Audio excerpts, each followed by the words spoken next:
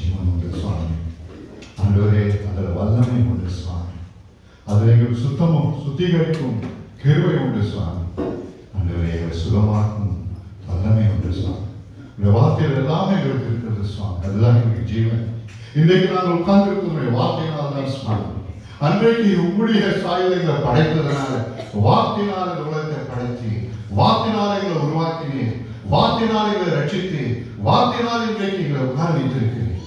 அந்த வார்த்தையை நம்பிதான் நாங்கள் இருக்கிறோம் சுவாமி. இன்று அந்த வார்த்தை மூலம் எங்களை பலப்படுத்தும், எங்களை தைரியப்படுத்தும், எங்களை உற்சாகப்படுத்தும், சந்தோஷப்படுத்தி உங்களுடைய ஆசுவாதத்தோடு இடத்துக்கு நான் சொல்ல ஒவ்வொருவருக்கும் தனித்தனியாக விசாரித்து உனக்கு நான் என்ன செய்ய வேண்டும் இருக்கிறாய் என்று சொல்லி அந்த பத்திமையை விசாரித்தது போல உனக்கு என்ன செய்ய வேண்டும் இருக்கிறாய் மகனே, உனக்கு நான் என்ன செய்ய வேண்டும் இருக்கிறாய் மகனே விசாரித்து எங்களை இடத்து விட்டு மகிழ்ச்சியோடு அனுப்படிக்காய பாடுறது கெஞ்சுகிறோம் ராஜா.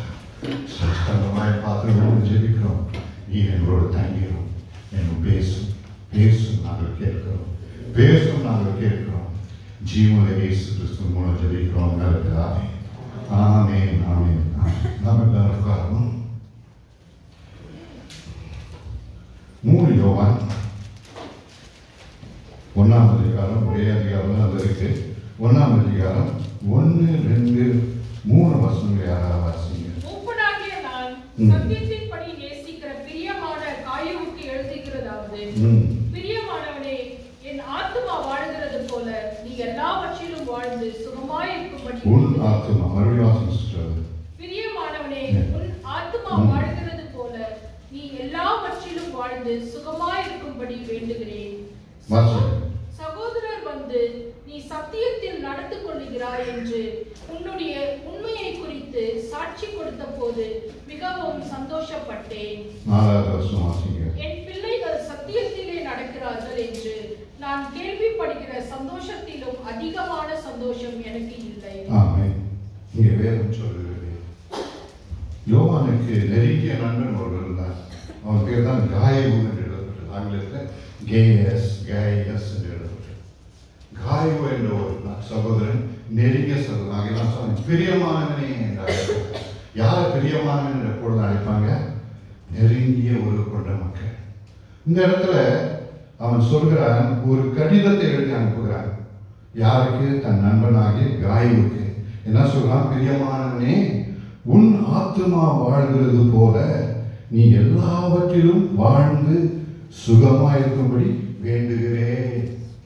இந்த இடத்துல பார்க்கும் பொழுது ஒரு உள்ளத்தில் ஆழத்தில் வரக்கூடிய ஒரு வேண்டுதல் அல்லாவிட்டால் ஒரு ஜெபம். அந்த கடிதத்தில் அவன் என்ன சொல்கிறான்? நீ நல்லா இருக்கணும்பா, உன் ஆத்மா நல்லா இருக்குது, நல்லா செழிப்பா இருக்குது, பார்க்கும்போது நான் சந்தோஷப்படுவேன். அதோடு கூட போதாதபடி எல்லாத்தையும் வாழ்ந்து சுகமா இருக்கணும்னு நான் விரும்புகிறேன்னு சொல்லி அங்கே உள்ளத்தில் ஒரு ஜெபமாய் மாறுகிறது. அப்படி என்றால் என்ன? ஒரு ஜெபமாய் இருக்கக்கூடிய ஒரு சம்பவம் இதை பார்க்கும் பொழுது இது ஆவியானவருடைய வார்த்தை. ஆவியானவர் தன்னை ஏவப்பட்டு சொல்லக்கூடிய ஒரு வார்த்தையாக இது அமைகிறது. இதே போன்ற சம்பவத்தை நாம் பவுல் அப்போஸ்தலன் வாழ்க்கையில் பார்க்கலாம். எபேசியர் 1ஆம் அதிகாரத்திலிருந்து 15-16 வசனங்களை வாசிப்பீங்களா? அதே போல கொலோசியர் 1ஆம் அதிகாரத்தில் வாசிப்பீங்களா? அங்கே என்ன சொல்கிறார்? நான் உங்களுடைய விசுவாசத்தை கேள்விப்பட்ட பொழுது, உங்களுடைய அன்பை கேள்விப்பட்ட பொழுது உங்களுக்காக நான் வேண்டுதல் செய்தேன். என்ன வேண்டுதல் செய்தாலும் உங்க மனக்கண்களை திறந்து நீங்க உங்களுடைய அழைத்த அழைப்பு அறிந்து கொள்ள வேண்டும். அது மாத்திரமல்ல, தேவ சித்தம் என்ன என்பதை நீங்கள் அறிந்து கொள்ள வேண்டும் என்று சொல்லி நான் வேண்டிக் கொள்கிறேன் என்று பவுல் எழுதுகிறார். இதே போலதான் இங்கேயும் நான் வேண்டிக் கொள்கிறேன் என்று சொல்லி எழுதுகிறார். அப்படி என்றால் பரிசுத்த ஆவியானவருடைய ஏவுதனால இந்த வார்த்தைகள் சொல்லப்பட்டது. ஆகவேதான் இது நமக்கு முக்கியமானது. இன்றைக்கு சபைக்கு இந்த வார்த்தை ஆவியானவர்களுக்கும் உள்ளத்தினாலும் தேவ மனதிற்கும் ஒரு விருப்பத்தை நமக்கு வெளிப்படுத்துகிற காரியமா இருக்கிறது. தேவனுடைய விருப்பம் என்ன? நம்ம எல்லாரும் வாழ்ந்து சுகித்து சுகமாய் இருக்கணும். நம்ம ஆத்மா மாத்திரம் இல்லை, எல்லாத்தையும் வாழ்ந்து இருக்கணும் என்பதுதான் அவர் விரும்புகிறார். இந்த இடத்துல பார்க்கிறோம், காய்வை பற்றி சொல்லப்பட்டிருக்கு. அடுத்த வசனங்களை வாசிக்கிறதா 3-4 வசனம் வாசிக்கிறதா. உங்களுடைய என் சகோதரன் இடத்துல வந்த பொழுது எனக்கு முன்ன கொடுத்து சொன்னாங்கப்பா. என்ன சொன்னாங்க?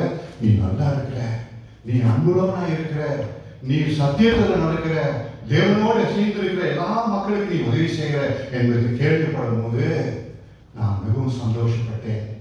ஏனென்றால் என் பிள்ளைகள் சத்தியத்தில் வாழ்வதை விட அவர் சத்தியம் நடக்கிறான் என்பதை கேள்விப்படுவதுதான் எனக்கு மிகுந்த சந்தோஷம் சொல்லி அங்க பவுல் அப்போஸ்தலர் அந்த யோவான் அப்போஸ்தலர் இதை எழுதுவதாக பார்க்கிறோம்.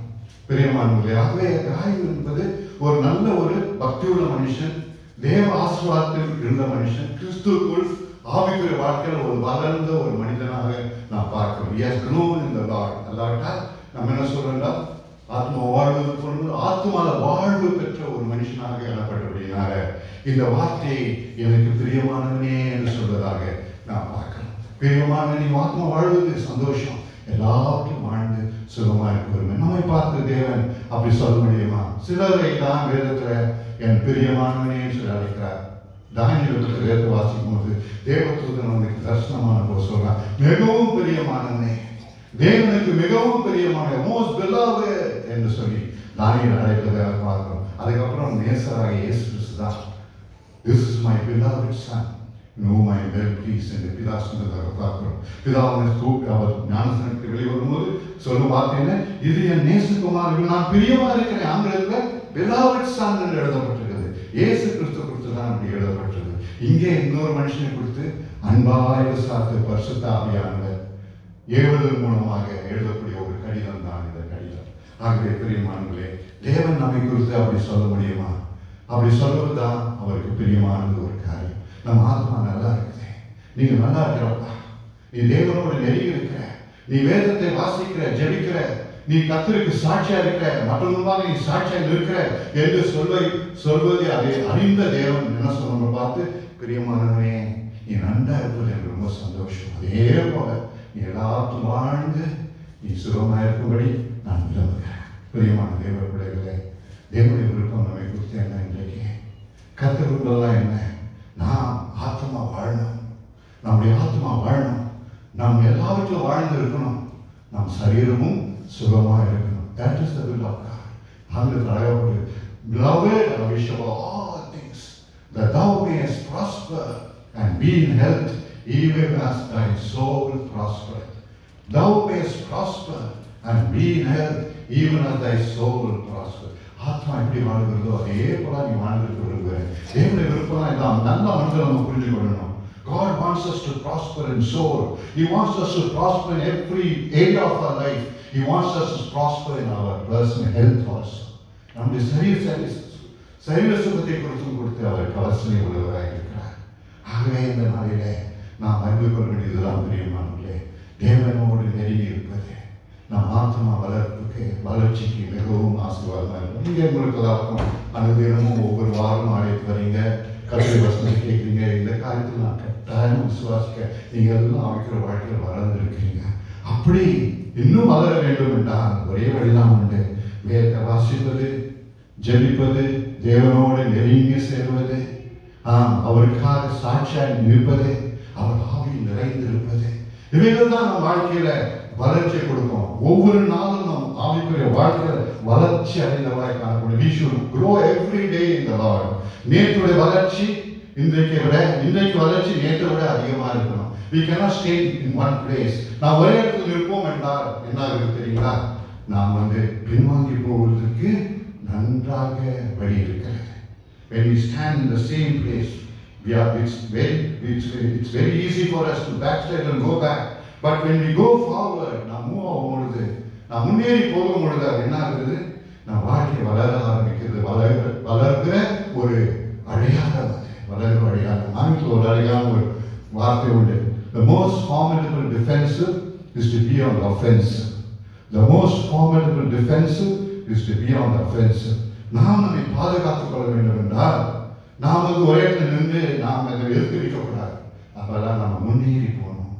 முன்னேறி செல்லும் பொழுதுதான் நாம் நம்மை காக்க முடியும். And if we defend ourselves, we are likely to be wounded. But when we go forward, we are able to defend ourselves என்று சொல்லி அந்த அர்த்தமாகுது. அதே போல நாம் ஆவிக்குரிய வாழ்க்கையில கூட நாம் முன்னேறி கொண்டே போகும் என்றால் தான் பிசாசு நம்முடைய தொடவே முடியாது. அதுக்கு ஒரே வழிதான் தேவனோடு நெருங்கி செல்வது, ஒவ்வொரு நாளும் அவரை தேடுவது, வேதத்தை வாசிப்பது, ஜெபத்தில் பங்கு கொள்வது. இதை விடாமல் நாம் செய்வோம் என்றால் நாம் ஆவிக்குரிய வாழ்க்கை வாழ்க்கை வளர ஆரம்பிக்கும். பெரியமானே, இயேசு சுவாமி ஒரு நாள் பிரசங்கம் பண்ணி கொண்டு ஆலயத்தை சொன்னார், என்னை விசுவாசிக்கிறவன் தன்னுடைய இதயத்திலிருந்து தன்னுடைய வயிற்றிலிருந்து ஜீவன் நதி புறப்படும். He that believeth in me, let him come unto me and drink, for out of his belly shall flow rivers of living water என்று சொன்னார். நாம் ஆவிக்கிற வாழ்க்கையில நம்ம வளர வைக்கிறது ஒவ்வொரு நாளும் எப்படின்னா பரிசுத்த ஆவியானுடைய பலன் நமக்கு அவசியம். பரிசுத்த ஆவியானுடைய அபிஷேகம் மிக மிக அவசியம். அது இருக்கும்போது என்ன ஆகுதுனாக்கா நம்ம வளர்வதற்கு மிகவும் சுலபமாகுது. அநேக தடவை நாம் சொல்லுகிறோம், என்னால் முன்னேற முடியல, எவ்வளோ முயற்சி செய்யறையா, எவ்வளோ ஜெபிக்க பார்க்குறேன், என்னால் முடியல, டயர்டா இருக்கு, ஜெபிக்க முடியல, வேத வாசிக்க முடியல, நான் தோல்வி அடைந்தன போல காணப்படுகிறேன், அதாவது டிஸ்கரேஜா இருக்கிறேன் என்றெல்லாம் சொல்லக்கூடிய நிலைமையில் காணப்படும் பொழுது அதுக்கு ஒரே ஒரு காரணம் தெரியுங்களா? நாம் வாழ்க்கையில் தன்னுடைய ஆவியானவரை பெற்றவர்களாக இருப்போம் என்றால் நாம் வளர்ச்சி நமக்கு பலனாக இருக்கும். பாருங்க, பரிசுத்த ஆவியானவர் வரும்போது என்ன ஆகுதுனாக்கா நம் உள்ளத்துல ஒரு மோட்டர் வேலை செய்யற போல every day begins to work. It will cause you to thirst after God. தேவனோடு நெருங்கி சேர, ஆண்டவருக்கு ஊழியம் செய்யணும், ஏதாவது செய்யணும், வேத வாசிக்கணும், ஜெபிக்கணும், ஏதாவது பண்ணணும்னு சொல்லி உள்ளத்துல ஒரு ஏவல் இருந்துகிட்டே இருக்கும். ஒரு motor, it's working, motor is working within your heart. அது வேலை செய்து கொண்டே இருக்கும். அதுதான் பரிசுத்த ஆவியின் வல்லமை. அது இருக்குமானால் நம்ம என்ன செய்யணும்? சும்மா இருக்க முடியாது. நமக்கு எப்படியாவது ஆத்மாக்கள் அடையணும். இந்த சகோதரன் சூரியமா இருக்கானே, அவருக்காக நான் ஜெபிக்கணும். இந்த குடும்பத்தில் ஏதோ பிரச்சனை இருக்கு, அவங்களுக்காக நான் ஜெபிக்கணும். நாளைக்கு இந்த வாரத்துல என்ன பிரச்சனை பண்ணுவது, என்ன செய்வது, அதாவது வேலை ஸ்தலத்தில் இந்த மனுஷன் இப்படிப்பட்ட கஷ்டத்தில் இருக்காங்க, அவனுக்கு நான் என்ன செய்வது என்று சொல்லி ஒரு ஏவுதல், ஒரு சீல் நம்ம இடத்துல இருந்து கொண்டே இருக்கும். இன்னைக்கும் பாருங்க, பாஸ் திருக்குமார் அங்கே போய் அவர் 3 வருஷத்துக்கு அவர் 2 வருஷம் 3 வருஷத்துக்கு ஆகுது யூகே போயிட்டு. ஆனால் இன்னைக்கும் பாருங்க, அந்த வயதான நேரத்தில் கூட ஏதோ விட்டுட்டு சபையை விட்டு வந்துட்டோம், நம்ம இங்கே வேலை அங்கேயும் கூட செய்யறாரு, நிறைய ஊழி செய்யலாம். அங்க வந்து இங்க மாதிரி பக்கத்துல வீடுங்களா ஆலயம் கிடையாது, மைல் கணக்கா போகணும், கார்ல போய் இந்த வயதுல அவர் கார்ல சென்று ஊழி செய்து கொண்டிருக்காருன்னா பாருங்க. அதுதாங்க சபையில என்ன நடக்குது, யார் பிரச்சனை பண்ணுறா, யார் பிரச்சனை பண்ணுவோம், இந்த வாரத்துல யார் பேச வேணும், எப்படிப்பட்ட ஜனங்க வராங்க. ஒவ்வொன்றுக்கும் இன்னைக்கும் எனக்கு மெசேஜ் அனுப்பாரு. என்னப்பா தெரியுங்களா, ஐயா போயிடுங்கயா, ஆலயத்துக்கு எப்படியாவது போயிடுங்கயா, நீங்க போறதுனால சீனியர் பாஸ்டர் நீங்க அங்க இருப்பது ஒரு மக்களுக்கு ஒரு பெரிய பலன், ஆகவே தயவுசெய்து போயிடுங்க என்று சொல்வார். அதே போல ஒவ்வொரு கர்த்தருடைய பிள்ளைகளுக்கும் செய்தி அனுப்புவார். அனுப்பி இன்னைக்கு ஆலயத்துக்கு தவறாம போங்க. அந்த ஒரு ஜீல், அந்த ஒரு வாஞ்சை எப்படி வருது, உள்ள மோட்டார் வேலை செய்து கொண்டே இருக்கும். நம்முடைய வாழ்க்கையில ஆவிக்கிற வாழ்க்கையில வளர வேண்டும் என்றால் ஒவ்வொருவரும் கேட்க வேண்டியது என்ன, ஆவியானவரே எனக்கு உங்களுடைய பலன் வேண்டும் சுவாமி, உங்களுடைய வல்லமை வேண்டும் சுவாமி, என்னால முடியாது. உண்மைதான் இயேசு சுவாமி சீடர்களை பார்த்து சொன்னதுதான், நீங்க இந்த எருசலேமை விட்டு நீங்கள் தேவனுக்கு வல்லமை பெறும் வரைக்கும் போதீங்க எங்க சொன்னார். 3 வருஷம் சீடர்களோடு இருந்தார். 3 வருஷம் அவரோடு பத்து இருந்தாங்க, அவரோடு சாப்பிட்டாங்க, அவருடைய செய்தியை கேட்டாங்க, அவரோடு நெருங்கி இருந்தாங்க. ஒரு மனுஷன் அவர் மேல சாங்கிட்டே இருந்தான், அவருடைய துடிப்பை கேட்டுக்கொண்டே இருந்தாங்க. அப்படிப்பட்ட மனிதர்களா இருந்த பொழுது கூட இயேசு சாமி அவர் போகும்போது ஒரு மொழி செய்ய சொல்லியாருல என்ன சொல்றாரு, உன்னத்திலிருந்து பலன் வரும் வரைக்கும் நீங்க எருசலேமிலே காத்திருங்க, wait until you receive power from on high. என் அப்பா பண்ணின வாக்குத்தத்தம், அந்த அபிஷேகம் வருவதற்கு நமக்கு எதுங்க வெயிட்னு சொல்லிட்டார். யாருக்கு? நெருங்கிய நண்பர்கள். அந்த பலன் நமக்கு ஒவ்வொருவருக்கும் அவசியம். பெரியமா ஆண்டவருக்கு தெரியும், அதுக்கு தான் கொடுக்க வந்தேன். அதுதான் இந்த பிள்ளைகளுக்கு இல்லை. பழைய ஏற்பாட்டை ஜனங்க தோல் கடைந்ததுக்கு காரணம், கர்த்தருடைய பிரமாணங்களை கைக்கொள்ள முடியாத காரணம் இந்த பலன் இல்லாதனால்தான். இதை கொடுக்கதான் நான் வந்தேன். அப்படி இந்த பிள்ளைகள் காத்திருந்ததை தரணும்னு சொல்லி பிதாவிடத்தில் போய் அவர் ரத்தத்தை கொண்டு போய் ஆண்டவர்கிட்ட அதை சொல்கிறார், நீ பண்ணின வாக்குத்தத்த வசன வார்த்தையை தயவு செய்து நிறைவேற்றும், பிள்ளைகள் ஆவியை ஊற்றும் சுவாமி, அவர் மறுபடியும் பாவத்துக்கு போகக்கூடாது, அவங்க எங்கும் வல்லமையாய் ஊழியம் செய்யணும்னு சொல்லி வாழணும் என்று சொல்லி பிதாவை கெஞ்சினார். அப்படியே ஆவியான ஊற்றின பிறகுதான் இவங்க என்ன சொல்றது, பலன் கொண்டு அவர் எழுந்து சாட்சிகளாக போனாங்க. பிரியமான தேவ பிள்ளைகளே, நாம் ஒவ்வொரு நாளும் ஆவிக்கிற வாழ்க்கையில் வளர்வதற்கு இதுதான் காரணம். அது தேவனுடைய விருப்பம். He wants you to prosper in your soul. That's the foremost thing. மற்றதான் இருக்கட்டும், மற்ற ப்ராஸ்பரிட்டிலாம் இருக்கட்டும், இது மிக மிக முக்கியமான ஒரு காரியம். தேவனுக்கு விருப்பமான அதுதான் நம் ரட்சிப்பு, நம் நித்தியத்தை கொடுத்த காரியம். இது இந்த உலகத்துக்குடைய காலம் மாற்றம் இல்ல, நித்தியத்தை கொடுத்த காரியம். It depends. Our eternity depends on our soul. Depends on our salvation. இயேசு ஏற்றுக்கொண்ட அந்த காரியம் மிக முக்கியம். ஆகவே தான் சொல்றார், உன் ஆத்மா வாழ்வது எனக்கு ரொம்ப சந்தோஷம். இந்த நாளில் நாம் ஒன்று திட்டவட்டம் அறிந்து கொள்ள வேண்டிய காரியம், கர்த்தருடைய விருப்பம் உன்னை குறித்து அவருடைய மனதிற்கு என்னன்னா நாம் ஆத்மா வாழ்வேன். ஆகவே அந்த விருப்பத்தை நாம் ஆண்டு சொல்லணும். சாமி, நீ விரும்புகிறபடியே என்னை வளர்த்துடும் ராஜா, என்னுடைய ஆவியினால் நிரப்பும் ராஜா, உங்களுடைய பரலோகத்தின் வெள்ளத்தை தாரும் ராஜா, அது நான் நிறைந்திருக்க விரும்புகிறேன். நான் ஒரு நாள் வளர விரும்புகிறேன் சாமி, உங்களுடைய வல்லமையினால் நிறைந்திருக்க விரும்புகிறேன். நீ மற்றவங்க பார்க்கும்பொழுது நான் மற்றவங்களுக்கு ஆறுதலாக இருக்க விரும்புகிறேன். உலகம் இருந்து இருக்கிறப்பா, கண்ணீர் உலகம் இருக்குது, துக்கத்தில் உலகம் இருக்குது, வறுமையில் உலகம் ஆடிக்கொண்டிருக்குது, கடன் கஷ்டத்தில் தொல்லையில ஜனங்கள் செத்து கொண்டு இருக்கிறாங்க.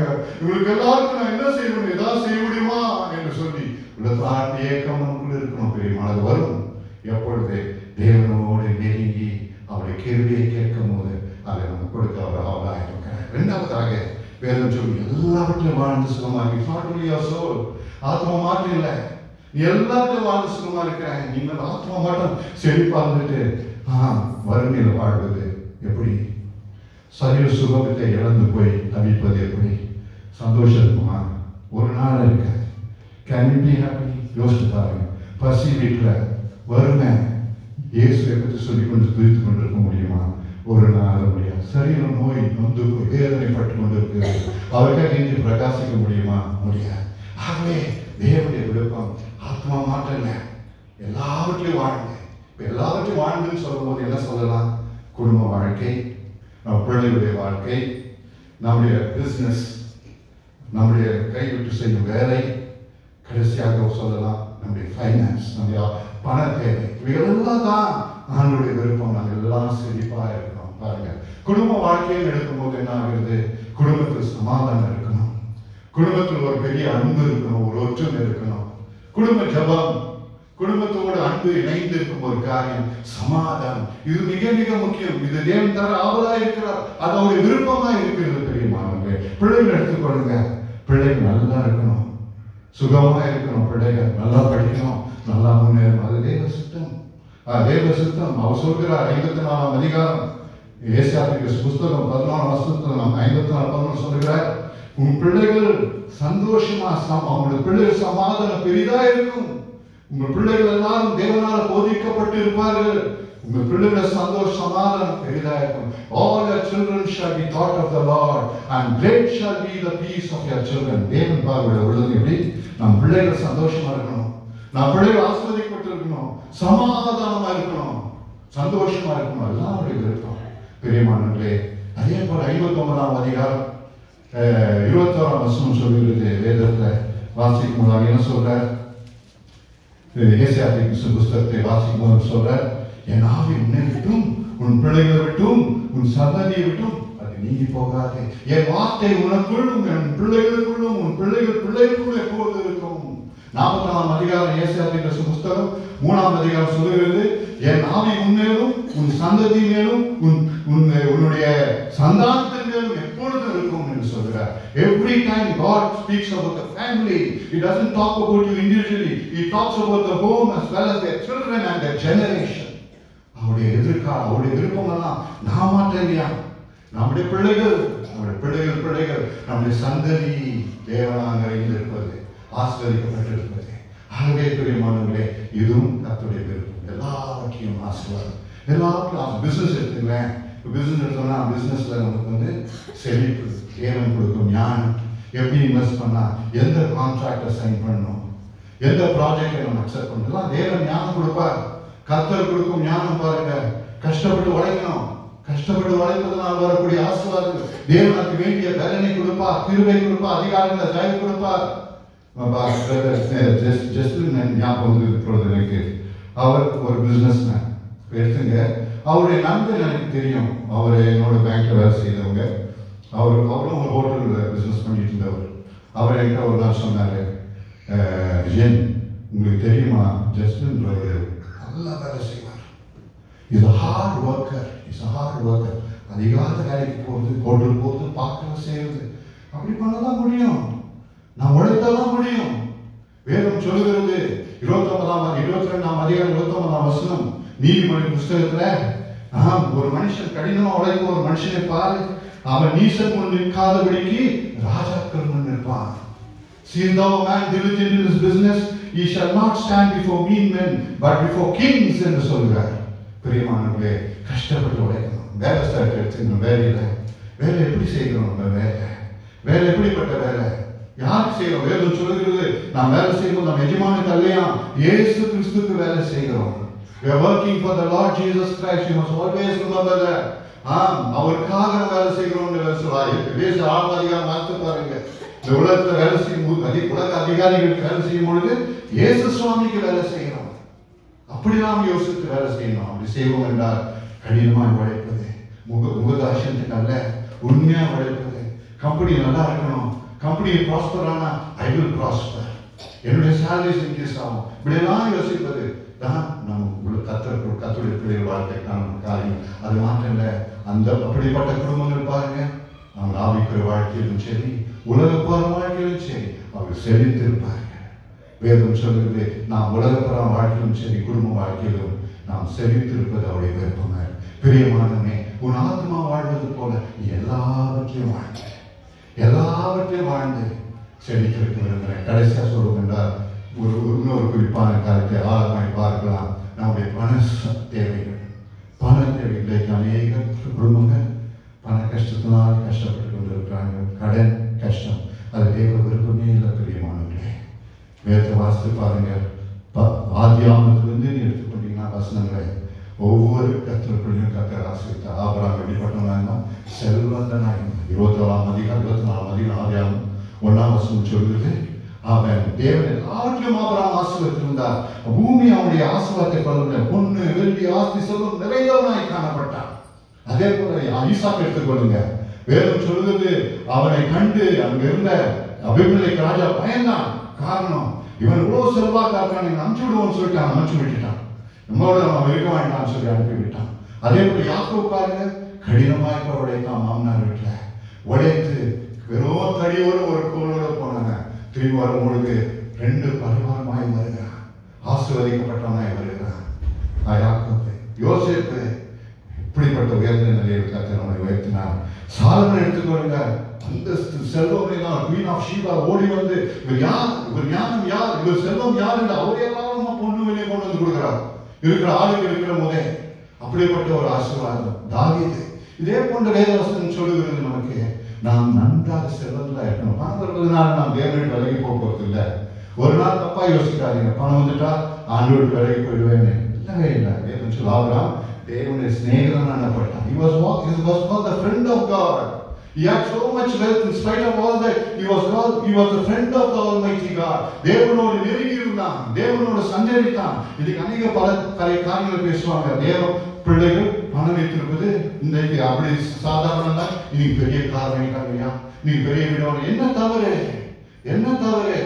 பெரிய காரில் போனாலும் சரி, கண்கார் ஏர்கிராப்ட்ல போனாலும் சரி, ஒரு தேவ மனுஷன் தேவனோடு நெருங்கி இருக்கிற மனுஷனுக்கு, தேவனுடைய சிநேகிதனா இருக்கிறவனுக்கு அதெல்லாம் ஒரு சாதாரண காரியம். அவனுக்கு அது பெருசே இல்லை. He is most concerned about his heavenly Father. அப்பா யோசித்து கொண்டு போறான். இதுல யோசித்து இந்த பணத்தையும் அவசியம் சொல்லிட்டு யோசித்து கொண்டு போகிறான். இல்லை, தப்பான எண்ணம் நம்மளுக்கு இருக்கக்கூடாது. பிரியமானவர்களே, தேவன் நம்மை ஆசீர்வதிப்பது அவர் விருப்பம். செல்வந்தர்களாக இருப்பது அவருடைய விருப்பம். வேதத்தை வாசித்து பாருங்க. நாம் ஒரு நாள் நாம தரித்திரத்தில் இருப்பத விருப்பம் இல்லை. வேதம் சொல்லுது 2 கொரிந்தியர் 8ஆம் அதிகாரம் 9ஆம் வசனம் வாசிக்கிறது. 2 கொரிந்தியர் 8ஆம் அதிகாரம் 9ஆம் வசனம் முக்கியமான வசனம். இயேசு கிறிஸ்துவை குறித்து வேதம் சொல்லுகிறது. ஹalleluya. 2 கொரிந்தியர் 8:9. நம்முடைய கர்த்தராகிய இயேசு கிறிஸ்துவின் கிருபையை அறிந்திருக்கிறீர்களே, அவர் ஐஸ்வர்யம் உள்ளவராய் இருந்தும் நீங்கள் அவருடைய தரித்திரத்தினாலே ஐஸ்வர்யம் ஆகும்படிக்கு உங்கள் நிமித்தம் தரித்திரரானாரே. உங்கள் நிமித்தம் தரித்திரரானாரே. நீங்கள் ஐஸ்வர்யனாக வேண்டும். He wants you to be rich. Therefore he became poor. அவர் எப்படிப்பட்டவர்? பிதாவோடு எப்படி இருந்தார்? பொண்ணு வெளியே என்னுடைய சொன்னவர். அப்படிப்பட்ட தேவன் மாம்சத்தில் இறங்கி வந்த பொழுது ஒரு தச்சன் வீட்டில் பிறந்தார். ஏழை குடும்பத்துக்கு பிறந்தார். தச்சனாய் வேலை செய்தார், குடும்பத்துக்காக உழைத்தார். நரிகளுக்கு கூடு உண்டு, ஆகாயத்து பறவைகளுக்கு கூடு உண்டு, நரிகளுக்கு குழி உண்டு, மனுஷகுமாருக்கு தலை தாக்கி இடங்களேன்னு சொன்னார். இவைகள்லாம் காரணம் என்ன தெரியுங்களா? நம்மை ஐஸ்வர்யனாய் மாற்றுவதற்காக அவர் கர்த்தரானார். ஆக நீங்கள் நானும் அந்த அர்த்தத்தை அனுபவிக்க வேண்டிய அவசியமே இல்லை. ஒரு நாள் நான் கத்துடைக்குள்ள தேவனோடு இருந்தா நான் இப்படிதான் இருக்கணும், இப்படிதான் கஷ்டப்படணும், இப்படிதான் பார்க்கணும். Don't think like that. We have to change our thinking. We have to change our thinking. நான் மனதை மாற்றிக்கொள்ளணும். பணாசா ஒண்ணுமே இல்லை பிரதர். ஆண்டவரோட சஞ்சீவனுக்கு இதெல்லாம் என்ன? எவ்வளவு பணம் கொடுத்தாலும் என்ன? ஆண்டவரோட நெருங்கி இருக்கிறவன் பரிசுத்தாவினால் நிறைந்து இருப்பவனுக்கு இதெல்லாம் ஒண்ணுமே கிடையாது. Nothing. Oh, He is everything for us. You will say, my Lord and my God, you are my wealth, Lord. நீதான் எனக்கு ஆஸ்தி சுவாமி, நீதான் எனக்கு சொத்து சுவாமி, நீதான் எனக்கு ஜீவன், நீதான் எனக்கு எல்லாமே ஆசை இருக்கணும் சாமின்னு சொல்லி எப்போதும் மனம் அதைதான் பார்த்து கொடுக்க முடியாது. இதெல்லாம் பார்க்காது. இதெல்லாம் ஒரு நாள் பார்க்க தப்பான எண்ணம். தயவு செய்து நாம் மனதை மாற்றிக்கொள்வோம். ஆண்டவர் சொல்கிறார் 2 கொரிந்தியர் 9ஆம் அதிகாரம் 8ஆம் வசனத்தை வாசிப்பாருங்க. அதை வாசிங்க. ரொம்ப அருமையான வசனம்.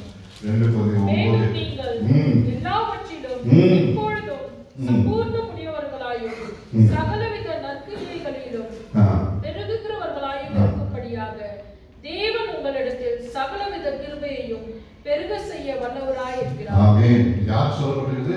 கர்த்தருடைய ஊழியத்துக்கு, கர்த்தருடைய ஆலயத்துக்கு தேவ பிள்ளைகள் கொடுக்கும் பொழுது, நாம் சபைக்கு கொடுக்கும் பொழுது இந்த வாக்குத்தத்தை அவர் கொடுக்கிறார். நாம் செழிக்க வேண்டும் என்றால் நாம் ஆண்டவர் கொடுக்கிறவராய் காணப்பட வேண்டும். அப்படிப்பட்டவர்களுக்கு வேதம் சொல்லு, நீங்க சம்பூர்ணமா எல்லாவற்றிலும் நன்மை பெற்றவர்களாக ஒன்றிலும் குறைபடாதபடிக்கு சகலவித கிருபையும் கர்த்தர் கொடுக்க அவர் வல்லவராய் இருக்கிறார். He is able to make all grace abound towards you, that you having everything in abundance will not lack anything.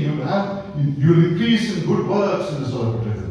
சகலவித நன்மையினால் நற்கிரியினால் நிறைந்திருக்கும்படிச்சா நீங்க என்ன செய்யலாம்? நீங்கள் சம்பூர்ணமாய் ஒன்றிலும் குறைபடாதபடிக்கு நீங்க காணப்படுவீங்க.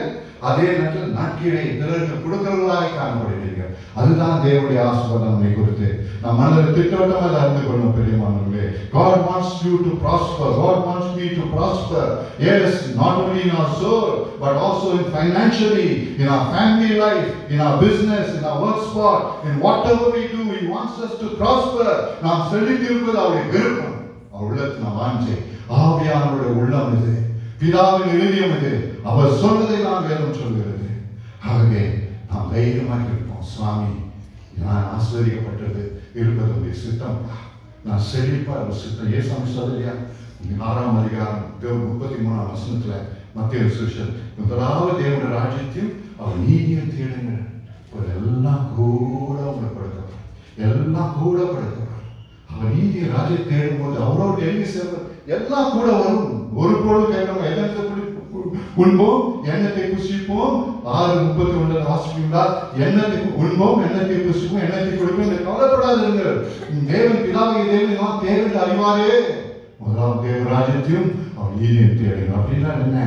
நான் கனகஷ்டம் இருப்பது விருப்பமே இல்லை, நாம் கருத்தில் இருப்பது விருப்பம் இல்லை, நம் பிள்ளைகள் பசியில் இருப்பது விருப்பம் இல்லை, நாம் தேவைகள் எல்லாம் சந்திக்க அவராக இருக்கிறார். பிலிப்பியர் 4ஆம் அதிகாரம் 19ஆம் வசனம் சொல்கிறது, என் தேவன் சகலவித தேவையும் சந்திக்க, அவர் ஐஸ்வர்யத்தின்படி சந்திக்க வல்லவராக இருக்கிறார். My God shall supply all your needs according to His riches and glory by Christ Jesus.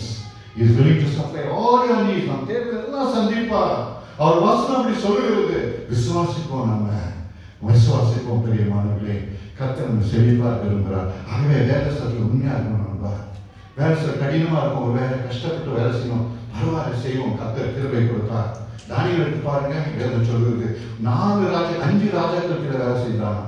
ஆனா எவ்வளவு உண்மையா, யார் அந்த ராஜாக்கள்? எல்லாம் புறஜாதி ராஜாக்கள், கிறிஸ்துவ அறியாத மக்கள், ஜெகோவை அறியாத ராஜாக்கள். அவங்க அடியில பாருங்க 5 ராஜாக்கள் கிட்ட வேலை செஞ்சான். அதுல ஒரு ராஜா என்ன சொல்றாரு தெரியுமா? அவனை பார்த்து அவனுக்கு விரோதமாய் பொறாமை இல்லாம அவனை சிங்கக்கவியில போட கட்டளையிட்டப்படுது. அவன் சொல்றாரு, ராஜா 6ஆம் அதிகாரம் 3ஆம் வாசிப்பாங்க, அருமையான வசனம் 14 வசனங்களாம் வாசிக்க முடியுது. அவர் காலில் இருந்து சாயங்காலம் வரைக்கும், சூரியன் அஸ்தமிக்கும் வரைக்கும் அவன் எப்படியாவது விடுவிக்கணும், இந்த தானியேலை விடுவிக்கணும் அவ்வளவா நேசித்தான். இயேசு அறியாத ஒரு ராஜா. ஆனா தானியேல் உண்மையா இருந்தபடினால, தானியேல் தேவனுக்கு பயந்தபடினால, அவன் வேலை ஸ்தலத்துல உண்மையா இருந்தபடினால அந்த ராஜா அவன் அவ்வளோ அனுபவிச்சிருந்தார். அப்ப அவனை பார்த்து சொல்றார், நீ சேவிக்கும் தேவன், நீ அனுதினமும் சேவிக்கும் தேவன், விடுவிக்க வல்லவர்ப்பா என்று சொல்லி அனுப்புகிறார். என்ன ஒரு பாசம் பாரு. ராத்திரிமா தூங்குறாரு ராஜா. ஐயோ என்ன தானியலுக்கு, ஐயோ எனக்கு சிங்கக்கண்ணில கொண்டு போறாங்களேன்னு சொல்லி வேற வழி இல்லாம இந்த ஜனங்க நிமித்தம் அவங்க செய்ய வேண்டிய நிலைமை. அப்படிப்பட்ட ஒரு சாட்சி பெற்ற ஒரு ராஜா தானியேல். பிரியமானவர்களே, தானியேல் போல நாம் இருக்கணும். நேரத்தில் சரி, நம்முடைய பிசினஸ்ல சரி, நாம் கைகள் காரியங்கள் சரி, உண்மையா உழைப்போம், கடினமா உழைப்போம், தேவ பலனை தாழ்ந்து இருப்போம். கர்த்தர் நம்மை உயர்த்துவார். நாம் ஆசீர்வதிக்கப்பட்டிருப்பது அவருடைய விருப்பம். He wants to prosper in everything. கடைசியாக வேதம் சொல்லுது, நீ சுகமாயிருப்பது நான் விரும்புகிறேன். I want you to prosper in all things and be in health even as thy soul prosper. I want you to be in health. நாம் சுகமாயிருப்பது தேவ சித்தம். நாம் வியாதி இல்லாமல் இருப்பது சித்தம். நாம் நோய்கள் குணமாக்குவது ஒரு சித்தம். பிரியமானவர்களே, நாம் சுகமா இருக்கவே கூடாது. சுகம் இல்லாதானே வேலைக்கு போக முடியும். சுகம் இல்லாவிட்டால் எப்படி வேலைக்கு போக முடியும்? யோசித்து பாருங்க. குடும்பம் நிலைமை என்ன ஆகும்? அப்படின்னா தேவ சுத்தமாது ஒரு நாளும் கிடையாது. ஆகவேதான் பழைய ஏற்பாட்டிலிருந்தே பிதாவாகிய தேவன் நானே உன் பரிகாரியை கர்த்தர் சொல்கிறார். 105ஆம் சங்கீதத்தை வாசித்து பாருங்க. அங்க வேதம் சொல்லி இஸ்ரவேல் மக்களை எகிப்திலிருந்து கொண்டு வரும் பொழுது அது ஒருத்தர் கூட பலவீனமாய் காணப்படவில்லை. There was not a single feeble person in all their tribe என்று எழுதப்பட்டது. எல்லா விதத்திலும் அவரை பாதுகாத்தார், எல்லா தேவையும் சந்தித்தார். அங்கே மாறா கஷ்டத்து தண்ணி தாகமா இருக்கும் பொழுது மாறா அந்த இடத்துக்கு வராங்க. தண்ணி குடிக்க முடியல. இப்பதான் அந்த சிவன் சமத்தை கடந்து வராங்க. வந்த பிறகு தண்ணி கசக்குது. என்ன பண்ணுறது இல்லை, எல்லாம் அழுகுறாங்க. மோசே தேவனில் சென்றான். என்ன செய்யறப்பா? இப்பதான் சொல்றாரு, மரத்தை எடுத்து போடு தண்ணியில. மரத்தை எடுத்து போட்டான், தண்ணி மதுரமாய் மாறிட்டு. அந்த இடத்துல ஆண்டவர் ஒரு பொறுப்பனை செய்கிறார். அவளுக்கு ஒரு பிரமாணங்களை கொடுக்கிறார். நீ கீழ்ப்படிந்து எனக்கு பயபக்தியோடு என் பிரமாணத்தை கை கொண்டு நடப்பாய் என்றால் நான் நிகழ்த்து வரப்பண்ணி ஒரு வியாதி மேல் வரப்பண்ணி நானே உன் பரிகாரியாய் கத்தேன். அந்த இடத்துல கூட பாருங்க, அந்த கசப்பான அந்த மாறா தண்ணீருக்கும் இதுவும் ஒப்பிடுறாரு பாருங்க. என்ன அர்த்தம்? வியாதி கசப்பானது, நோய் கசப்பானது. அதை எடுத்து போட என்னால முடியும்ப்பா, என்னை பின்பற்றி வா, நானே உனக்கு பரிகாரியா இருப்பேன் என்று சொல்றதாக பார்க்கிறேன். தேவனுடைய விருப்பம் நாம சுகமாக இயேசு வாழ்க்கையை பாருங்க. தொடர்ந்து வாழ்ந்த போது அவர் வந்த எல்லாரும் நோயாளி குணமாக்கிறார். மத்திய சுவிசேஷம் 14:14 சொல்லு, அவர் திரளான மக்களை கண்ட பொழுது மனதுருகி அவர் நோய்களை குணமாக்கினார் என்று வாசிக்கிறோம். குஷ்டோய் வருகிறான். அனைவரும் சுத்தமா இருந்தா சுத்தமாக்க முடியும். மார்க் 1:40 வாசிக்கிறோம். சுத்தம் பண்ணி சுத்தமாக கையை நீட்டி தொட்டு மனதுருகி அவனை தொட்டார், அவனை குணமாக்கினார். 4ஆம் அதிகாரம் லூக்கா சுவிசேஷம் 40ஆம் வசனம் சொல்கிறது, சூரியன் அஸ்தமித்த பொழுது ஏராளமான நோயாளிகள் அவர்கள் கொண்டு வந்தார்கள். அவர் ஒவ்வொரு மேலும் கை வைத்து அவரை சுகமாக்கினார். எல்லாரையும் குணமாக்கி ஒருவர் கூட அவர் வந்தவர்கள் சுகையில்லாமல் போவே இல்லை. பிரியமானவர்களே, 10ஆம் அதிகாரம் அப்போஸ்தலர் 38ஆம் வசனம் சொல்லுது, தேவன் இயேசு கிறிஸ்துவை பரிசுத்த ஆவியினால் வல்லமையால் நிறைந்திருந்தார். எங்கும் சுற்றி திரிந்து வியாதியினால கஷ்டப்படும் மக்களை சுகமாக்கினவராக healed everybody who was oppressed of the devil. பிசாசினால வியாதிகள் நோய்கள் எல்லாவற்றையும் வந்து கஷ்டப்பட்ட மக்களை சுகமாக்கினார் என்று வேதம் சொல்கிறது. அதே கர்த்தர் தான் இன்றைக்கு நாம் கூட இருக்கிறார். நாம் விரும்புவதெல்லாம் நம் நோயை குணமாக்குறது. அதோடு போதாது, தாமே வியாதியெல்லாம் ஏற்றுக்கொண்டார். ஏசியா புத்தகம் 53ஆம் அதிகாரம் 4ஆம் வசனம் சொல்லும், அவர் தாமே நம்மளை ஏற்றுக்கொண்டு நம் நோய்களை சுமந்தார் என்று வேதம் சொல்கிறது. அவர் தாமே பாடுபட்டு நம் வியாதிகளை சுமந்தார். கலாத்தியர் 3:13 சொல்லுவது, 28ஆம் அதிகாரம் உபாகமத்தில் எழுதப்பட்ட அத்தனை சாபத்தையும் வியாதியினால் வர அந்த வாஸ்து பாருங்க, பயங்கரமான வியாதி, கொடிய வியாதிகளை குறித்து அங்கே எழுதப்பட்டிருக்கிறது. சாபமாக அந்த சாபத்தெல்லாம் ஏற்றுக்கொண்டார். என் பிள்ளைகள் நல்லா இருக்கணும், என் பிள்ளைகள் சுகமா இருக்கணும், என் பிள்ளைகள் வாழ்ந்து இருக்கணும் சொல்லி அந்த ஒரே ஒரு காரணத்தால் அதை செய்தார். ஆகவே தேவனுடைய விருப்பம் நாம் ஆத்மாவில் செழித்திருப்பது, நம்முடைய குடும்ப வாழ்க்கையிலும் நம் எல்லா காரியங்களும் பண தேவைகளும் எல்லாவற்றும் நாம் சேர்த்திருப்பது, நாம் நோய் இல்லாமல் வாழ்வது, நாம் சரிய சுகமாக இருப்பது அவருடைய விருப்பமாக இருக்கிறது. ஆகவே இந்த நாள் உங்களுக்கு நான் ஒன்று சொல்ல வரல. நீங்க ஆத்மா எப்படி இருக்குதோ அப்படிதான் நீங்க சுகமா இருப்பீங்க, உங்க ஆத்மா எப்படி இருக்குதோ அப்படிதான் நீங்க செலுத்திருப்பீங்க. அதை சொல்ல வரல. நான் இங்க என்ன சொல்ல வருகிறேன், தேவனுடைய விருப்பம் என்ன நாம குறித்து. He wants us to prosper in everything. He prosper in our soul, prosper in our family life, prosper in everything, and above all, He wants us to prosper in health also. He wants us to have perfect health. My dear brothers and sisters, that is the will of God concerning us. வேதம் சொல்லுகிறது 1 யோவான் 5:14 அவர் சித்தத்தின்படி எதை கேட்டாலும் அதை அவர் செவி கொடுக்கிறார் என்பதை அறிந்திருக்கிறபடினால அதை நாம் பெற்றுக்கொள்வோம் என்று இந்த நாளில் அவர் சித்தத்தை நாம் பார்த்தோம். அவர் சித்தத்தின்படி எதை கேட்டாலும் செய்யணும்னு சொல்கிறார். ஆகவே அவர் சித்தத்தின்படி நான் கேட்க போறோம். ஆண்டவரே, நான் ஆத்மா செழித்திருப்பது உங்க சித்தம் அல்லவா? என் ஆத்மா செழிக்கட்டும் சுவாமி. எல்லாருக்கும் வாழ்ந்திருப்பது சுத்தம் அல்லவா? எல்லாருக்கும் வாழ்ந்திருக்கட்டும் சுவாமி. என் கடன் கஷ்டமா ஒளிந்து போகட்டும் சுவாமி. ஆண்டவரே, கடன் வாங்க மாட்டாய், கடன் கொடுப்பாய் சொன்னீரே, அது என் வாழ்க்கையில் நிறைவேறட்டும் சுவாமி. ஆண்டவரே, இது சாதாரண காரியம் உங்களுக்கு ராஜா. ஆகவே எனக்கு உதவி செய்யும். அதே போல சரித்து சுகமாக இருப்பது சித்தம் என்று எழுதப்பட்டிருப்பா, அதை செய்யும் என்று சொல்லி நாம் கேட்கிறோம். We ask God, Lord, which is your will. Lord, and whenever we ask anything according to your will, the Bible says, you hear us. When you hear us, we have the confidence that we will receive it. அவர் நமக்கு செவி கொடுப்பார் என்றால் நாம் பெற்றுக்கொண்டோம் என்பதற்கு அது ஒரு அடையாளம் என்று சொல்லுகிறது. கட்டாயம் நாம் ஜெபத்தை கேட்பார்.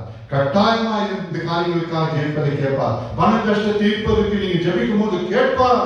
உங்கள் சரீரம் சுகமாக வேண்டும் கேட்கும் போது கட்டாயமா கேட்பார். உங்கள் ஆத்மா செழிக்க வேண்டும் என்று ஆண்டவர் கேட்கும் போது தமாமே மேல் ஊற்றுவார். எல்லா ஆசீர்வாதத்தையும் கொடுப்பார். பெரியமானவர்களே, அது தேவனுடைய விருப்பம். அதுக்கு தான் இயேசு சுவாமி இடத்துல வந்தார். அதுக்கு தான் தன் ஜீவனை சிலுவையில கொடுத்தார். அதுதான் சரீரம் நொறுக்கப்பட்டது, அதுதான் ரத்தம் சிந்தப்பட்டது. நாம் நல்லா இருக்கணும் தான் பெரியமானவர்களே. ஒரு நாள் கஷ்டப்படணும், பாவத்து வாழ்ந்து நோயில் சாப்பிட்டு இருக்கணும், ஒரு நாள் விருப்பம் இல்லை. ஆகவே இந்த நாளிலே இந்த சத்தியத்தை அறிந்தேன்னா ஆண்டவர் சமூகம் எல்லாமே எழுதிட்டு சாமி சொல்லுவோம், Lord, let your will be done in my life. ஒரு சுத்தம் வாழ்க்கை நடக்கும் சுவாமி. இதுதான் சுத்தம்ப்பா. இந்த நாளில் என் வாழ்க்கை வேணும். எனக்கு ஆத்மான செழிப்பு இல்லை, ஆனால் செழிப்பிற்கு விருப்பமாக இருக்கிறதுனால இந்த நாளிலே நான் அர்ப்பணிக்கிறேன். இந்த நாளில் நான் அர்ப்பணிக்கிறேன். என் ஆத்மா செழிக்கட்டும் சுவாமி. உங்களுடைய ஆவியாளர் எனக்கு தாரும் சுவாமி என்று சொல்லி அவரை பார்ப்போமா? ஹல்லேலூயா. தேவாதி தேவன் மத்தியில் இருக்கிறார். பிரியமானவர்களே, நாம் தேவதை கேட்பது காவலாய் காத்திருக்கிறார். நாம் 74 மகா பெரிய அன்பு தம் சொந்த ரத்தத்தால் மீட்டுக் கொண்டார். பிரியமானவர்களே, தாம் ஜீவனை கொடுத்தார் நமக்காக. எதற்காக? என் பிள்ளைகளாய் அவர் இருக்கணும், என் மகளாய் இருக்கணும் என்ற ஒரே விருப்பத்தோடு செய்தார். He is our father. அவருடைய தகப்பன் என்பதை மறந்து போவாதீங்க. அவருடைய தகப்பன். நாம் நன்றாக இருப்பது அவருடைய விருப்பம், செழித்திருப்பது அவருடைய விருப்பம். ஒரு அப்பாவுடைய குடும்பத்தில் ஒரு அப்பாவுடைய மனதை பாருங்க. பிள்ளைகள் யாரும் கஷ்டப்படணும் விரும்புவாங்க. அப்பா வறுமையில் வாழணும் பிள்ளைகள் விரும்புவாங்க. பிள்ளைகள் வறுமையில் இருக்கணும் விரும்புவாங்களா? அப்பா தன் பிள்ளைகள் சுவீனமா இருக்கணும் விரும்புவாங்களா? அப்பா தன் பிள்ளைகள் கஷ்டப்படணும் விரும்புவாங்க? ஒரு நாளும் இல்லை. எந்த குடும்பத்திலும் அது நடக்காது. அப்படி உலகத்தானே அப்படி இருப்பார்கள் என்றால் பரலோகத்தின் பிதா எப்படி நம்மை நேசிக்கிறார் யோசித்து பாருங்க. தன் மகன் இந்து பாராமல் நமக்காக கொடுத்தவர் மற்ற எல்லாத்தையும் கொடுக்காமல் இருப்பது எப்படி என்று சொல்லுகிறது. ஆகவே இந்த சாயங்காலம் ஆண்டவர் சொல்லுவோம், சாமி என் ஆத்மா செழிக்கலப்பா, இதை நான் உணர்கிறேன், தயவுசெய்து செழிக்க பண்ணணும். உங்களுடைய ஆவிய ஆத்மா ஊற்றும் சுவாமி, ஊற்றும் என்று கேளுங்க, ஊற்றும் என்று கேளுங்க. தமாதி வல்லமையோடு ஊற்றுவார். ஹல்லேலூயா. Thank you Jesus. Thank you wonderful Savior. ஏசாமி மத்தியில் இருக்கிறார். ஏசாமி மத்தியில் இருக்கிறார். அவர் ரத்தம் நமக்காக பரிந்து பேசிக் கொண்டிருக்கிறது. அவர் ரத்தம் நமக்காக பரிந்து பேசிக் கொண்டிருக்கிறது. தைரியமா இருக்க பெரியமானவர்களே. உங்கள் ஆத்மா செழிக்கும், உங்கள் ஆத்மா செழிக்கும். வேதம் சொல்லுகிறது, பிதாவின் வலது பாசத்தில் அவர் நமக்காக வேலை செய்து கொண்டிருக்கிறாராம். முற்றுமுடிய ரட்சிப்பதற்காக, முற்றுமுடிய ரட்சிப்பதற்காக. He is going to save you unto the uttermost because he is pleading at the right hand of the Father for you. He is interceding at the right hand of the Father for you. He is praying for you. அவர் உங்களுக்காக ஜெபித்துக் கொண்டிருக்கிறதுனால உங்கள் ஆத்மா செழிக்கும், உங்கள் ஆத்மா செழிக்கும். உங்கள் ஆத்மால கரை இருக்காது, உங்கள் ஆத்மால குறை வராது, பாவங்களை மேற்கொள்ளாது. நீங்க ஆவியால் நிறைந்திருக்கும்படிக்கு செய்வார். ஹல்லேலூயா. Thank you Jesus. Thank you Jesus. இந்த சாயங்காலம் யாருக்கெல்லாம் அந்த விருப்பம் வேண்டும், யாருக்கெல்லாம் வாஞ்சிகள் இருக்கிறீங்க, யாருக்கெல்லாம் அந்த அபிஷேகம் வேண்டும், யாருக்கு அந்த வல்லமை வேண்டும். ஆண்டவரே, நான் இன்றைக்கு ஆண்டவரே வறண்ட ஒரு நிலைமை போல இருக்கிறேன், வறண்ட ஒரு நிலைமைப்பா நானு. ஐயா, நான் ஆண்டவரே தண்ணி இல்லாதவரை போல இருக்கிறேன் சுவாமி, வறண்டு போயிருக்கிறேன். உங்க அபிஷேகம் வேண்டும் என்று கேளுங்கள். ஹல்லேலூயா. Thank you Jesus. தம் ரத்தம் அதுக்காக நான் சிந்தப்பட்டது, நீங்கள் செழிக்கும்படிக்காக, ஆத்துமாவை செழிக்கும்படிக்காக அவர் ரத்தம் சிந்தப்பட்டது. ஆகவே இந்த சங்க ஒவ்வொரு பிள்ளைகளும் ஆத்துமா செழிக்க வேண்டும். ஹல்லேலூயா. Thank you, Jesus. Thank you, mighty Jesus. Oh, thank you, Lord. Fill thy people with thy sweet Holy Spirit. Fill thy people with thy sweet Holy Spirit. Thank you, Jesus. உன்னத பரத்தால் பிள்ளைகளை நிரப்பும் சுவாமி. இந்த சாதனை நிரப்பும் சுவாமி. ஒவ்வொரு சகோதரி நிரப்பும். ஒவ்வொரு சகோதரி நிரப்பும். இனியிலிருந்து நம்ம ஆத்மா செழிக்கணும் ராஜா. இன்னும் ஆத்மா வாழ்ந்திருக்கணும். இன்னும் ஆத்மா வாழ்ந்திருக்கணும். Hallelujah. Hallelujah. Thank you, Jesus. Thank you, mighty Savior. அவர் ஆத்மா வாழ்ந்திருக்கணும் என்று. Hallelujah. வாழ்ந்திருக்க போறதுக்காக நன்றி. கோடி ஸ்தோத்திரம். Thank you, Holy Spirit. Thank you, mighty Savior. Oh, Rabba Shantaradi Karadi Rabba. இயேசுவின் வல்லமை இங்க மத்தியில் இருக்கிறது. இயேசுவின் அபிஷேகம் மத்தியில் இருக்கிறது. அக்கினி அபிஷேகம். அவர் ஆவியினால் அக்கினியினால் அபிஷேகம் பண்ணுவார் என்று யோவான் சொன்னார். யோவான் ஸ்நானம் சொன்னார். அவர் ஆவியினால் அக்கினியினால் அபிஷேகம் பண்ணுவார். தேவ அக்கினி அபிஷேகம் உங்களை நிரப்பும். தேவ அக்கினி அபிஷேகம் உங்களை நிரப்பும். ஆராதி சக்கராதி ரபா. ஏஷலோசிமா ஸ்ரீகலதூரி. Dikaradu Shanduri Kalabarava, Evanushi Taruki Alaba Shandarava. Thank you, Jesus. Thank you, Jesus. Thank you, Jesus. Receive the Holy Spirit. Receive the power from on high. Receive the power from on high. Let everybody, ஒவ்வொருவரும் தனித்தனியாய் அபிஷேகத்தை பெற்றுக்கொள்ளுங்கள். ஒவ்வொருவரும் தனித்தனி அபிஷேகத்தை பெற்றுக்கொள்ளுங்கள். அக்கினி அபிஷேகத்தை பெற்றுக்கொள்ளுங்கள். வல்லமையின் வல்லமையை பெற்றுக்கொள்ளுங்கள். உங்கள் ஆத்மா செழிக்கும். உங்கள் ஆத்மா செழிக்கும். உங்கள் ஆத்மா செழிக்கும். ஜீவநதி உங்களிருந்து பாயும். ஜீவநதி உங்களிருந்து பாயும். தைரியமாக பிரியமானவர்களே. Hallelujah. Thank you, Holy Spirit. Thank you, mighty Savior. நன்றி இயேசு சுவாமி. உமக்கு நன்றி இயேசு சுவாமி. உங்கள் உள்ளத்தை எங்களுக்கு பேசினீரே நன்றி. உங்களுடைய உள்ளத்தை எங்களுக்கு வெளிப்படுத்தினீரே நன்றி. உங்களுடைய பிள்ளைகள் உங்கள் உள்ளத்தை வெளிப்படுத்தினீரே நன்றி.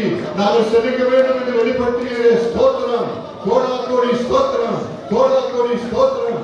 நன்றி இயேசு சுவாமி. கோடி நன்றி. இயேசு ரத்தம் ஜெயம்.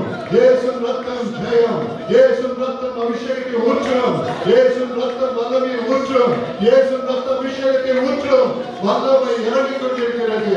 ஹalleluya. ரபுக்கரதி ஷரபா ரீபலுஷி கரபா ரக்கரபோ தீனபா ரீபலு துரபா சந்தரபக்கரது ஏசலுசி கரபா ரீகலது ரபு சந்தரபா ரக்கரபா ரதுஷி ரீகலது ரபா ரபுராஷி.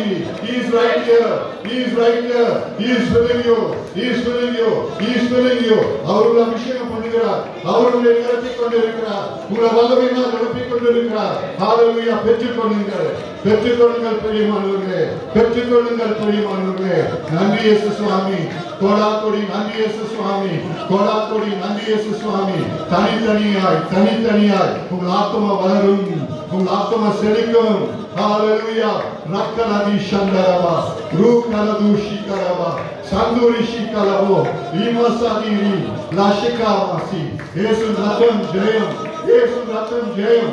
அவர் ரத்தம் மேல் ஊற்றப்படுகிறது. ஹalleluya. ஹalleluya.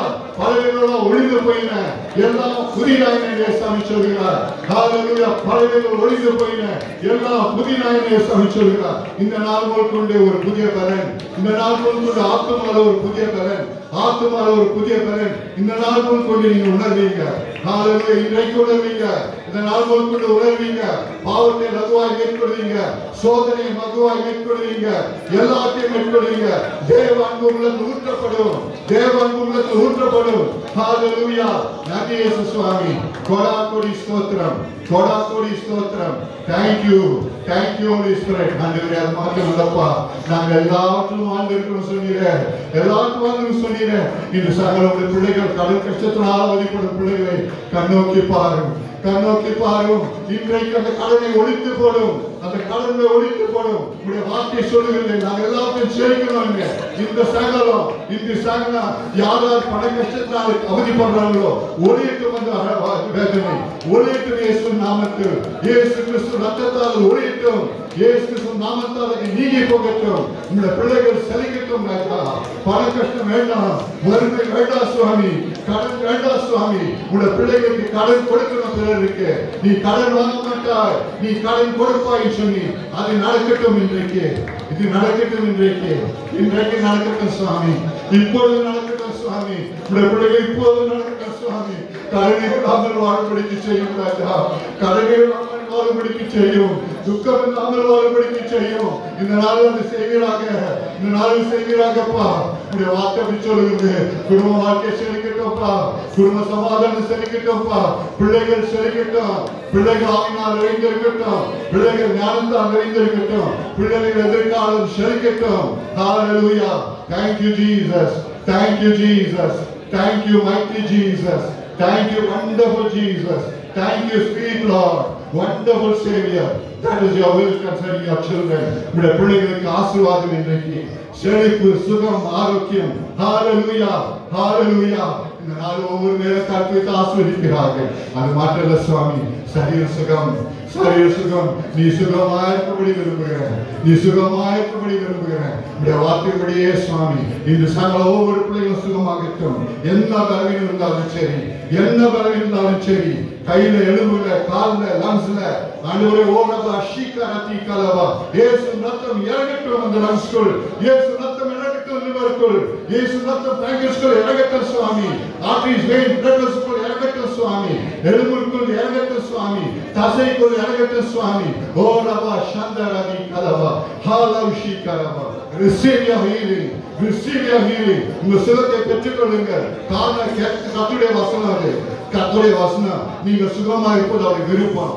நீங்க சுகமா இருப்பது அவருடைய விருப்பம். ஆகவே சுகத்தை பெற்றுக்கொள்ளுங்க, சுகத்தை பெற்றுக்கொள்ளுங்க. இயேசு கிறிஸ்துவின் சுகம், அவருக்கு வரும் சுகம். லௌஷி கலவா லேசாதி ஷரா நன்றி சக்கரா ஓரி கலதூஷிபா. நன்றி இயேசு சுவாமி.